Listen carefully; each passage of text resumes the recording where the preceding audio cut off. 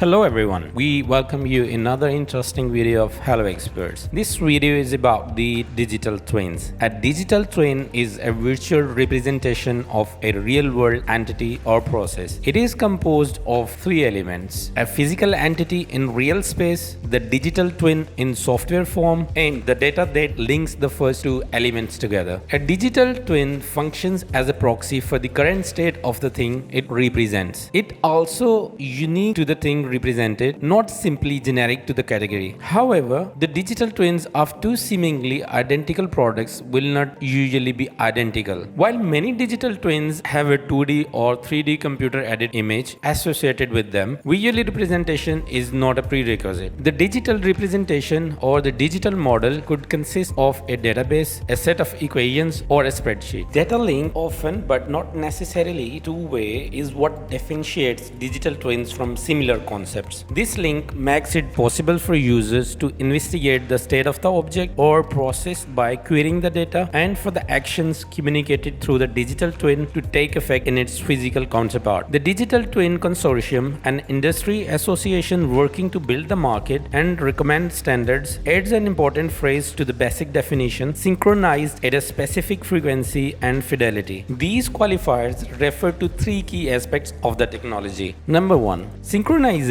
is about making sure that the digital twin and the represented entity mirror each other as closely as possible. Secondly, the frequency or the speed at which data gets updated in a digital twin can vary enormously, from seconds to weeks to on demand, depending on the purpose. The third is fidelity is the degree of precision and accuracy of the virtual representation and synchronization mechanism. Digital twins are created using the same CAD and modeling software that designers and engineers use in the early stages of product development. The difference with a digital twin is that the model is retained and updated for later stages of the product lifecycle, such as inspection and maintenance, and often managed in product lifecycle management software. The symbiotic nature of the relationship was raised in 2019 by a Gartner study, who found that the broad adoption of digital twins among IoT implementers. Finally, analytics, often bolstered by AI and machine learning, is essential in processing and analyzing digital twin data. Now we will discuss the types of digital twins. Several ways of categorizing digital twins exist, but the four categories organized in a hierarchy are for the most common. Number one is component twins.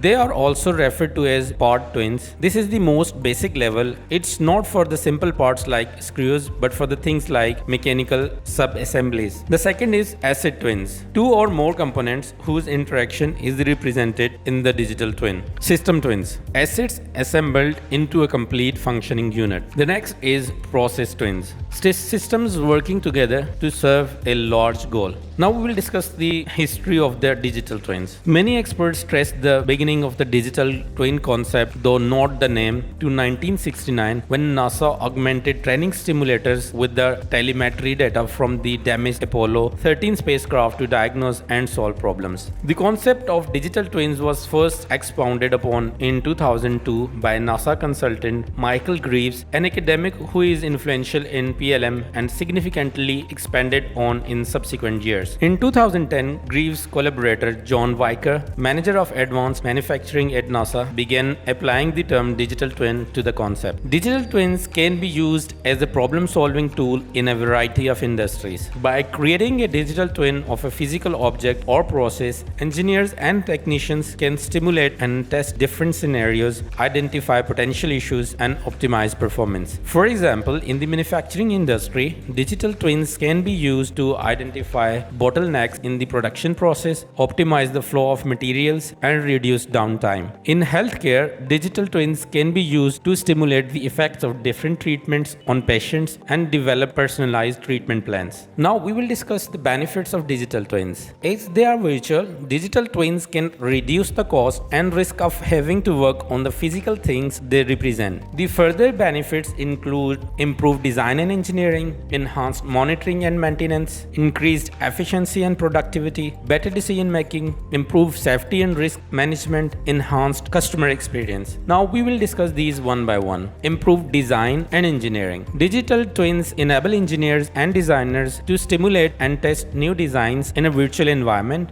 reducing the need for costly physical prototypes and allowing for more efficient design iterations. Enhanced monitoring and maintenance. By creating a virtual replica of a physical asset, digital twins enable real-time monitoring of the asset's performance, allowing for early detection of potential issues and improved maintenance. The third benefit is increased efficiency and productivity. Digital twins can help optimize the performance of physical assets, resulting in increased efficiency, reduced downtime, and improved productivity. The fourth benefit is better decision making. With real-time data from digital twins, decision makers can make more informed decisions about asset management, resource allocation, and other critical areas. The fifth benefit it offers is improved safety and risk management. Digital twins can be used to stimulate potential scenarios and test safety protocols, reducing the risk of accidents and improving overall safety. The last benefit it offers is enhanced customer experience. Digital twins can be used to create personalized experiences for customers, such as customized product designs or personalized healthcare treatment.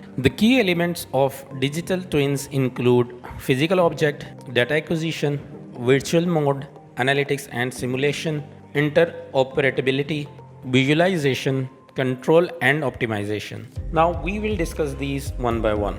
Number one, physical object. The physical object that the digital twin represents, such as machine, building or process. The second is data acquisition. The data acquisition system that collects data from sensors, cameras and other sources to capture the physical object's behavior and performance. The third key element is virtual model. The virtual model of the physical object that represents its behavior and performance in real time. The fourth key element is analytics and simulation. The analytics and simulation software that analyzes data from physical object and virtual model to identify patterns, detect anomalies and optimize performance. Interoperability. The ability of the digital twin to communicate and interact with other digital twins and systems seamlessly regardless of their source or technology pattern. The next key element is visualization. The ability to visualize the digital twin in a user-friendly interface that allows engineers, technicians and other stakeholders to monitor its performance and make informed decisions. Control and optimization. The ability to control and optimize the physical object's behavior and performance based on insights generated by the digital twin. The initial deployments of digital twins have mostly been directed at the design, production, and maintenance of extremely high-value physical large equipment such as airplanes, buildings, bridges, and power generation plants where mechanical failure can be a life-threatening or cause financial losses that exceed the significant expense and effort to developing a digital twin. Now we will discuss the future of digital twins. In the near term, developers are likely to expand the use of digital twins to a broader range of entities, from body parts to people, from smart cities to global supply chains. As the price of digital twin technology comes down, the companies will no longer limit its use to the most expensive mission-critical equipment. The continued growth of digital twin development options, IoT infrastructure, and related concepts like the metaverse should help popularize digital twins and make them easier to deploy. Most market researchers expect growth to skyrocket. For example, Global Market Insights expect a compound annual growth of 35% that will take the digital twin market to $50 billion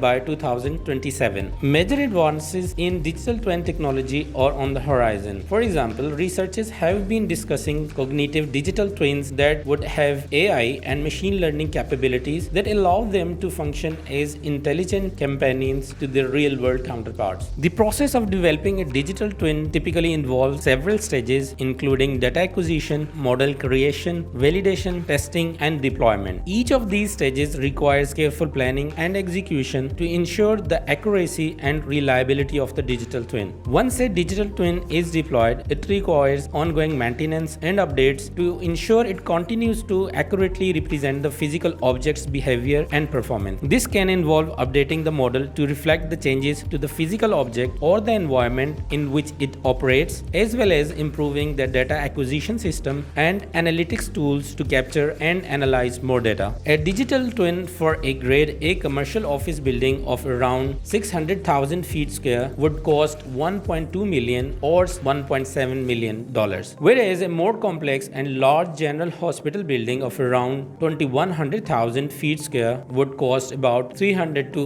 4.2 million dollars. That's all for today. Thank you for watching the video.